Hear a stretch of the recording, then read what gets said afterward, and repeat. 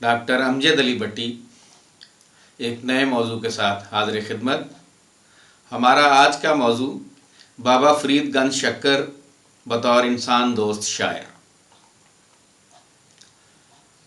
पंजाबी सूफियाना शायरी में इंसान दोस्त अफकार का हदफ अपने अहद की तबकाती कदरें और इस्तेसाली तबके के ख़िलाफ़ मुश्तइल अवाम की हमायत में खड़ा होना था,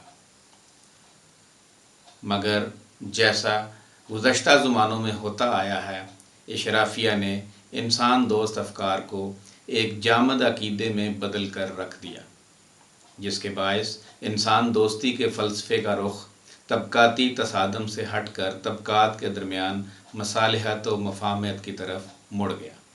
नतीजतन अवाम में इज्ज़ो इनकसारी और दुनिया से लाताल्लुकी पैदा करने के लिए इंसान दोस्ती को इस्तेमाल किया गया। इस पर जुल्म ये हुआ कि अवाम अपने हकूक़ के हसूल की जद्दोजहद करने की बजाय उनसे दस्तबरदार हो गए। सूफिया का मकसद लोगों में अखुवत व मोहब्बत, एहतराम आदमियत और इंसान दोस्ती को आम करना था। चुनाचे उन्होंने अपने माहौल में नस्ल परस्ती और फ़िरका बंदी से किनारा कश होकर बाहमी मोहब्बत की तबलीग की, लेकिन हुक्मरानों ने मनसूबा बंदी के तहत इस फ़िक्र को फलने फूलने ना दिया। इसी पस मंज़र में आइए पंजाबी के अव्वलीन शायर बाबा फरीद गंज शक्कर के कलाम में से इंसान दोस्त हवालों का मुतालिया करते हैं। बाबा फरीद गंज शक्कर 1188 ईस्वी में पैदा हुए, जबकि उनकी वफ़ात 1280 ईस्वी में हुई। बाबा फरीद ने इंसान दोस्ती की बात उस दौर में की जब इस मौजू पर गुफ्तगू करना अमली तौर पर नामुमकिन था, यानी उन दिनों दौरे हाज़िर की तरह जमहूरियत और आज़ादी राय की बात नहीं की जाती थी। वैसे तो आज भी नहीं की जा रही, आज भी यही हाल है, लेकिन उस दौर में बहरहाल जमहूरियत और आज़ादी राय की बात नहीं की जाती थी। 12वीं सदी के इख्तिताम और 13वीं सदी के आगाज़ में बर्रे सगीर की पुरानी इक़दार की तजदीद होती दिखाई देती है। आवाम में आरियाओं से चली ज़ात पात की तकसीम मज़ीद शिद्दत इख्तियार कर जाती है। समाजी अदम मसावात और वसाइल की गैर मुनसफ़ाना तकसीम के उस दौर में सूफिया ने अपना ताल्लुक़ आवाम से जोड़ा और उनके दुख दर्द में बराबर के शरीक बने। अवामी मुश्किलात की अपने कलाम में भरपूर तर्जमानी की। सूफिया ने इशराफिया को वाशगाफ अल्फाज में कहा कि गरीबों और बेसहारा लोगों को लूट कर वो जो मोहल्लात तामीर कर रहे हैं, सब इसी दुनिया में रह जाएंगे। मौत का फरिश्ता इन्हें लम्हा भर के लिए भी ये इजाज़त ना देगा कि वो अपने माल को इकट्ठा कर सकें या अपने साथ ले जा सकें। बाबा फरीद के बकौल फरीदा कोठे मंडप माड़ियाँ उसारिंदे भी गए, कूड़ा सौदा कर गए, गोरी आ पए। यानी गरीबों बेसहारा लोगों का इस्तेसाल करके ये बुलंदो बाला इमारतें तामीर करने वाले दरअसल झूठी तजारत करते रहे। अंजाम ये हुआ कि ख़ुद कब्रों में आन पड़े और मालो दौलत और शान व शौकत सब वहीं पड़ा रहा। बाबा जी का एक और श्लोक मुलाज़ा फरमाएं। फरीदा खाक ना निंदिए, खाको जीड़ ना को, जीउंदियां पैरां थल्ले मोया ऊपर हो। इस श्लोक में बाबा फरीद ने कमज़ोर और बेसहारा लोगों के लिए खाक का इस्तारा इस्तेमाल किया है। वो इशराफिया को बताना चाहते हैं कि आवाम खाक से भी कम तर दर्जे पर ज़िंदगी गुजारने पर मजबूर हैं। तुम लोग ऐशो इशरत की ज़िंदगी बसर करते हो। ये बात ज़हन नशीन कर लेनी चाहिए कि अगर आवाम हुक्मरानों के ख़िलाफ़ उठ खड़े हुए तो उन्हें कहीं पनाह ना मिलेगी। वैसे भी अगर आवाम बदहाल और जानवरों से भी बदतर ज़िंदगी गुजारेंगे तो उन्हें जिस्म और रूह का रिश्ता कायम रखना मुश्किल हो जाएगा। लिहाजा ए हुक्मरानों, मट्टी और कीचड़ में लथपथ आवाम को कम अज़ कम इंसान तो समझो। बाबा फरीद का ज़माना समाजी, मुआशी और सियासी लिहाज से इंतशार, टूट फूट और बेचैनी का ज़माना था। पंजाब मंगोल हमला आवरों की जद में था। लोग समाजी और मुआशी मसाइल का शिकार थे। समाजी बदहाली और लूट खसूट ने आम आदमी का जीना दुभर कर रखा था। हर तरफ नफसा नफसी का आलम था, इंसानी खून पानी की तरह बहाया जा रहा था। इस तमाम सूरत हाल ने मुआशरे में पहले से मौजूद तबकाती ऊंच नीच में मज़ीद इजाफ़ा कर दिया।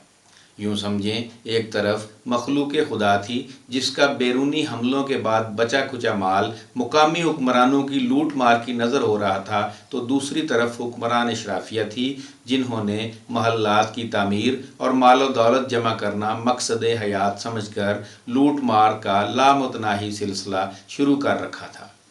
अवाम मौत के साए में ज़िंदगी बसर कर रहे थे। इन बेचारों को अंदरूनी और बैरूनी लुटेरों की दौलत की हवस का निशाना बनने के लिए बदहाली की ज़िंदगी गुजारने पर मजबूर कर दिया गया था। थोड़ा गहरी नज़र से मुतालिया करें तो बाबा फरीद के अहद की तहरीरों में उस खौफ का पता चलता है जो बैरूनी हमलों के नतीजे में पूरे पंजाब में फैला हुआ था।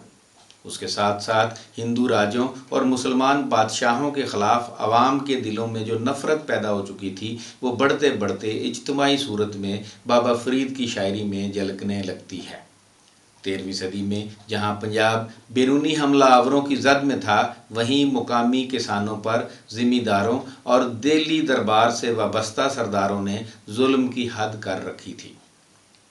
मुकामी लुटेरे बैरूनी हुक्मरानों को ज़मीन के तोहफे महसूल की सूरत में पेश करते थे, खा वो इसके नतीजे में मुकामी किसानों को 2 वक्त की रोटी के लिए ही क्यों न तरसाएं। मुकामी नुमाइंदे टैक्सेस में से बैरूनी हुक्मरानों का हिस्सा अलहदा करने के बाद अपने लिए भी बचाने की गरज से मुकामी किसानों और काश्तकारों से हद से ज़्यादा वसूलियाँ करते थे। यूँ आहिस्ता आहिस्ता वो भी ताकतवर बनते गए। ये सूरत हाल बैरूनी हुक्मरानों के लिए भी परेशान कुन थी। उन्होंने मुकामी दलालों को कमज़ोर करने के लिए पैदावार पर लगान की हद मुकर्रर कर दी। अगरचे इससे मुकामी काश्तकार मज़ीद नादार होने लगे, लेकिन इस तरह से मुकामी ज़मींदार तबकों का ज़ोर भी टूटा। बाबा फरीद की शायरी का तज्ज़िया करते वक्त मौत की दहशत का एहसास भी उभरता है। उनका कलाम एक तरफ उन लोगों के लिए नसीहत है जो मखलूक खुदा को तंग करते हैं और उनका माल लूट कर उन पर तशद्दुद करते हैं, तो दूसरी जानब वो बैरूनी हमला आवरों और मुकामी हुक्मरानों के लिए भी नसीहत है जिन्होंने गरीब आवाम को खून के दरिया में धकेल दिया है। बाबा फरीद के कलाम में जगह जगह मंगोल हमलों के वाज़े इशारे मिलते हैं। मसलन फरीदा दरिया दे कन्ने बगला बैठा केल करे, कील करेंदे हंज नूं उचनते बाज पे। ए फरीद, दरिया के किनारे खुशबाश बैठा हुआ बगला आवाज़ें निकाल रहा है, लेकिन इस मस्त बैठे बगले को अचानक तेज़ तरार बाज दबोच लेता है। बाबा फरीद अवाम को बोले बाले हंस और हमला आवरों को तेज़ तरार बाज से तशबीह देते हैं जो मौत की दहशत को अपने साथ लाते थे। बाबा फरीद चिश्तिया मसलक से ताल्लुक़ रखने की वजह से अवाम दोस्त नुक्ता नज़र के मालिक थे। मंगोलों ने पंजाब में गारत गरी का बाज़ार गर्म कर रखा था। ये और बात है कि उन्हें हर दफ़ा यहाँ से नाकाम लौटना पड़ता था। बाबा जी जैसे इंसान दोस्त अवामी कत्ले आम पर खामोश नहीं रह सकते थे। उन्होंने अपनी शायरी में अवाम की बर्बादी के पहलुओं को तबकाती फ़र्क के ज़रिए वाज़े करने की कोशिश की और अपने बहुत से अशार में ये वाज़े किया कि दुनिया का मालो दौलत किसी काम ना आएगा। फरीदा इकना आटा गल्ला इकना नाही लून, अगे गए संजाब सन चोटा खासी कौन। ए फरीद, एक के पास खाने पीने की अशिया की फरावानी है और दूसरे के पास नमक तक नहीं। ये तो रोज़े महशर पता चलेगा कि चोटें किसके नसीब में हैं। यानी मुआशरे में एक ऐसा तबका मौजूद है जिसके पास खाने पीने की चीज़ों की बहुतात है, जबकि दूसरी जानब बेशुमार लोग ऐसे हैं जिनके पास नमक जैसी मामूली चीज़ भी नहीं। ये सारा कुछ बाकायदा किसी निज़ाम का शाखसाना है। नाइंसाफ़ी करने वाले जल्द जान जाएंगे जब उन्हें खुदा ताला के हजूर पेश किया जाएगा, तो उन्हें दुनिया में की जाने वाली नाइंसाफ़ियों की सज़ा भुगतना पड़ेगी, मगर उस वक्त कुछ हाथ ना आएगा सिवाय पछतावे और निदामत के। ایسے لوگوں کا بدلہ سخت عذاب ہی ہوگا۔ ایک اور اشلوک میں ملاحظہ کریں، فریدا روٹی میری کاٹ کی، لاون میری بھوک، جنہ کھادی چوپڑی گنے سہن گے دکھ۔ اے فرید میری روٹی لکڑی کی طرح خشک ہے اور بھوک میرا سالن ہے۔ جنہوں نے گھی میں گوندی روٹی یعنی نرم غذا کھائی وہی زیادہ دکھ جی لیں گے۔ مفہوم یہ کہ خواہشات کو محدود رکھنے والے آخرت میں پریشان نہ ہوں گے، جبکہ دوسروں کا سکون تباہ کر کے خود کو سکون پہنچانے والے ہی دراصل سخت حساب کے مراحل سے گزریں گے۔ بابا فرید غربت کو اچھی نظر سے نہیں دیکھتے۔ ان کا کہنا ہے کہ ایسی سماجی مساوات کی بنیاد رکھی جائے جہاں لوٹ مار کرنے والوں کو اضافی دولت جمع کرنے سے منع کیا جا سکے۔ انہوں نے روٹی کو دین کا چھٹا ستون قرار دیا ہے۔ یہی وجہ ہے کہ موت کے حوالے سے ان کا مخاطب صرف اشرافیہ کا طبقہ ہے، جس نے ناجائز طریقوں سے مال اور دولت کو اکٹھا کیا ہوا ہے۔ ایسے طبقے نے خود کو دنیاوی آرام و سکون کا گرویدہ بنا رکھا ہے۔ ایسے لوگوں کے پاس محلات، غلام اور ہیرے موتیوں کے ڈھیر لگے ہیں اور یہی ان کا مقصد حیات ہے۔ بالفاظ دیگر اس طبقے نے خود کو دنیاوی عیش و عشرت کا غلام بنا رکھا ہے، مگر سچ تو یہ ہے کہ دنیاوی اشیاء کی غلامی حیات انسانی کی موت ہے۔ کلام فرید میں سے ایک اور نمونہ ملاحظہ ہو، فریدا محل نسکھن رہ گئے واسا آیا تل، گوراں سے نمانیا بحسن روحاں مل، آکھیں شیخہ بندگی چلن اج کے کل۔ اے فرید محل چبارے ویران ہو گئے،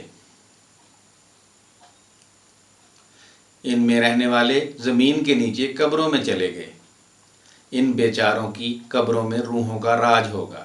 اے شیخ چونکہ تو بھی وہیں جا رہے ہو اس لیے ہمارا سلام وہاں پہنچا دینا۔ ان قبروں کے مکینوں سے کہنا کہ ہم بھی آج یا کل میں یعنی جلد یا بدیر ان کے پاس پہنچ جائیں گے۔ جب انسان انسانیت کے معیار پر زندگی بسر نہ کرے تو درندوں اور جانوروں کی سطح پر آ جاتا ہے۔ یوں اس کے سامنے زندگی کا مقصد فوت ہو جاتا ہے۔ دنیاوی اشیاء کی غلامی کو بابا فرید موت سے تشبیہ دیتے ہیں، یعنی دنیا والے جس چیز کو زندگی سمجھتے ہیں بابا فرید اسے موت قرار دیتے ہیں۔ مٹی بابا فرید کے ہاں ایک اہم علامت کے طور پر استعمال ہوئی ہے، کبھی پیروں تلے اور کبھی سر پر، مگر یہی مٹی اور قبر کی ظاہری صورت دراصل طنز ہے ان بڑی بڑی حویلیوں اور محلات پر جو اشرافیہ نے اپنے لیے تعمیر کیے ہیں۔ بابا جی کا خیال ہے کہ محلات کی اس تعمیر میں در حقیقت ایک تخریب پوشیدہ ہے۔ یہ انسان کے بنیادی مقصد حیات کی تخریب ہے۔ اس تخریب نے انسانوں کے درمیان نفرت کی دیواریں قائم کر رکھی ہیں اور انسانوں کو ایک دوسرے سے جدا کر دیا ہے۔ بابا فرید نے اپنے کلام میں اس پر ناراض ہونے کی بجائے دکھ کا اظہار کیا ہے۔ انہوں نے مستقبل کے خطرے سے آگاہ کرتے ہوئے محلات کی تعمیر کو تخریب قرار دیا ہے، کیونکہ ایک روز جند ووٹی مرن ور لے جاسی پرنائے، آپن ہتھیں جھول کے کہیں گل لگے دھائے، یعنی زندگی دلہن کی مانند ہے جو موت سے بیاہی جائے گی، خود اپنے ہاتھوں رخصت کر کے اب کس کے گلے لگ کر اظہار رضامندی کرے گی۔ ایک اور شعر دیکھیے جس میں انہوں نے اشرافیہ کی موت کی جانب اشارہ کیا ہے، فریدا جن لوئن جگ مویا سو لوئن میں ڈٹ، کجل ریکھ نہ سیندیاں سہ پنکھی سوئے بٹ، یعنی اے فرید جن آنکھوں نے ساری دنیا کو اپنا دیوانہ بنا رکھا تھا اور وہ سرمے کا بوجھ بھی نہ اٹھا سکتی تھیں، یہ نظارہ میں نے اپنی آنکھوں سے دیکھا ہے کہ بعد از موت ان آنکھوں کے خول میں پرندوں نے بچے دیے ہوئے تھے۔ ایک اور شاعر دیکھیں، بابا فرید نے موت کو آنکھوں کے چراغ بجھنے سے تشبیہ دی ہے۔ آنکھوں میں ابھی روشنی باقی ہوتی ہے کہ ملک الموت آ جاتا ہے اور انسانی جان قبض کر کے لے جاتا ہے اور جاتے ہوئے آنکھوں کے دو چراغ بھی بجھا دیتا ہے۔ فریدا دو دیویں بلیندیاں ملک بیٹھا آ، گڑھ لیتا گھٹ لٹیا دیوڑے گیا بجا۔ اے فرید، آنکھوں کے 2 چراغ ابھی جل رہے تھے کہ موت کا فرشتہ آ پہنچا، قلعہ سر کیا، گارڈ کو لوٹا اور چراغ بجھا کر چل دیا۔ اگر مرنا ہی انسان کا مقدر ہے تو پھر محلات کو مقصد حیات نہیں بنانا چاہیے۔ مرنے کے بعد ڈھیروں مٹی اوپر ڈال دی جائے گی اور دنیاوی مال و دولت کسی کام نہ آئے گا۔ ایک اور شعر ملاحظہ ہو جس میں بابا جی پرندے سے مراد انسان لیتے ہیں اور اس تاریخی خوف کی جانب اشارہ کرتے ہیں جو قدم قدم پر انسان کو خوف زدہ کر رہا ہے۔ فرماتے ہیں، پانی پر بگلا اکیلا تیر رہا ہے اور 50 شکاری جال لے کر اس کے تعاقب میں ہیں۔ یہ پرندہ یعنی انسانی جسم جو پانی سے یک جان ہو چکا ہے، یعنی دنیاوی معاملات میں مکمل طور پر پھنس چکا ہے، اے اللہ، اسے صرف تیری ذات کا ہی بھروسہ ہے، تو اسے کس طرح لہروں یعنی لٹیروں اور شکاریوں سے بچاتا ہے۔ سرور پنکھی ہکڑو پھاہی وال 50، اے تن لہریں گڑھ تھیا سچے تیری آس۔ یعنی ندی میں صرف ایک پرندہ تیر رہا تھا، مگر اسے پکڑنے کے لیے 50 کے قریب شکاری گات لگائے بیٹھے تھے۔ وہ پرندہ پانی چھوڑنا نہیں چاہتا، یعنی دنیا کی محبت میں گرفتار ہے۔ اس صورتحال میں ایک سچے رب کا ہی سہارا ہے جو اسے ان شکاریوں سے بچا سکتا ہے۔ ہم جانتے ہیں کہ مسلمان جب ہندوستان میں آئے تو انہوں نے سندھ اور پنجاب میں رائج نظام میں کوئی بنیادی تبدیلی نہ کی۔ ہندوستان کے اسلامی نظام میں قرآن پاک کا اسلامی معاشرتی تصور تبدیل ہو کر واضح طور پر ملوکیت اور ملائیت جیسے 2 حصوں میں تقسیم ہو چکا تھا۔ یعنی جو اسلام کا ابتدائی دور ہے اس میں صرف اور صرف قرآن کا نظام نافذ تھا۔ یہ بعد کے دور میں آ کے ملا بھی درمیان میں اور ملوکیت اور ملا یہ گٹھ جوڑ ہو گیا۔ اشرافیہ کی غیر منصفانہ معاشی پالیسیوں کے باعث امیر اور غریب کا درمیانہ فرق کم نہ ہو سکا۔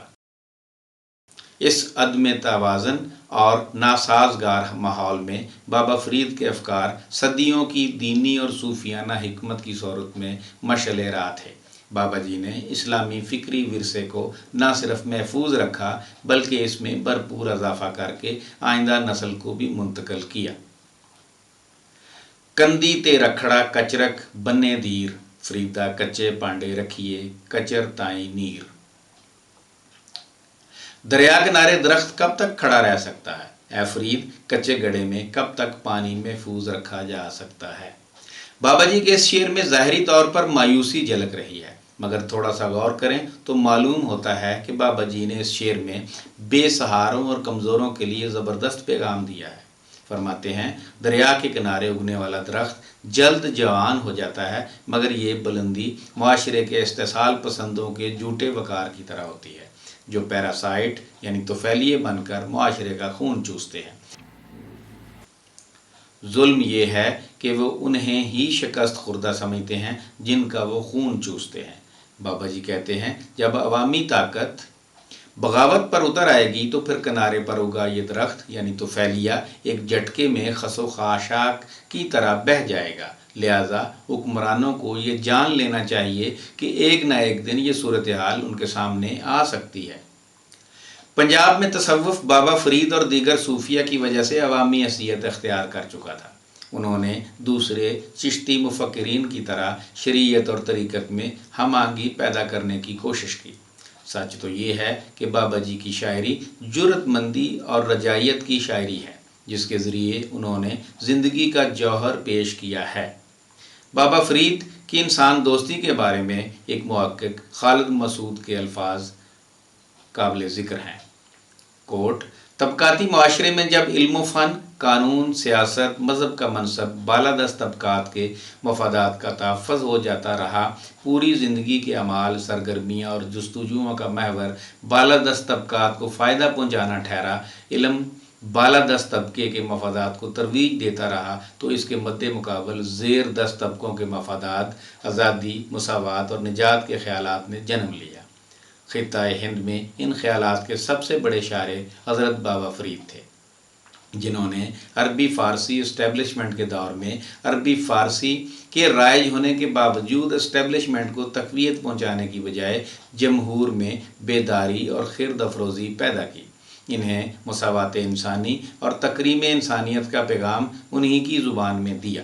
ہیومنزم کے خالق پیٹرارک اور مینزویلا یا مونٹیسکو نہیں، بلکہ ہیومنزم کے سب سے بڑے شاعر حضرت بابا فرید گنج شکر ہیں۔ بابا فرید کے زمانے تک پنجاب میں مقامی قیادت کا فقدان دکھائی دیتا ہے، بلکہ آنے والے صدیوں میں بھی اس کے واضح اثرات قائم رہے۔ یہی وجہ ہے کہ قیادت کے اس خلا کو پر کرنے کے لیے باہر سے حملہ آور آتے رہے۔ مقامی قیادت کے نہ ہونے کے باعث معاشرے میں ہر طرف منفی اقدار اور لوٹ مار کا بازار گرم رہا۔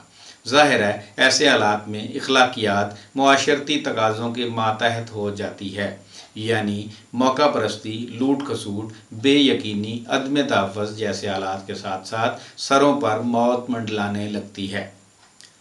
بابا فرید کا وجود اس دور میں نعمت خداوندی سے کم نہ تھا۔